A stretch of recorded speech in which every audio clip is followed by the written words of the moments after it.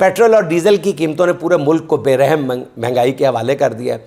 اب پتہ چلا ہے کہ اوگرا نے گیس کی قیمتوں میں 300 گنا اضافہ کرنے کی تجویز ارسال کر دی ہے۔ 300 گنا، 3 ٹائمز۔ پیٹرول کی قیمتوں کو ایران جنگ سے نتھی کر کے حکومت عوام سے لوٹ مار کے سارے ارمان تسلی کے ساتھ پورے کر رہی ہے۔ اس وقت 1 لیٹر پیٹرول پر 107 روپے سے زیادہ لیوی یعنی ٹیکس وصول کیا جا رہا ہے، مگر حکومت کا دل اس سے نہیں بھرا۔ وزیر پیٹرولیم علی پرویز ملک صاحب نے بتا دیا ہے کہ IMF سے رعایت نہ ملی تو اگلے جمعے کو پیٹرول اور ڈیزل پر 50 سے 55 روپے لیوی یعنی ٹیکس مزید بڑھا دیا جائے گا، جس سے پیٹرول 450 روپے لیٹر ہو جائے گا۔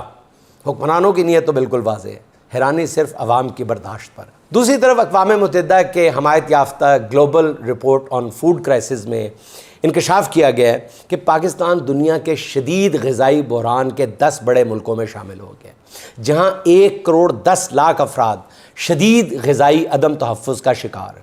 پاکستان کی معاشی صورتحال اور مہنگائی غذائی بحران کو مزید گہرا کر رہی ہے۔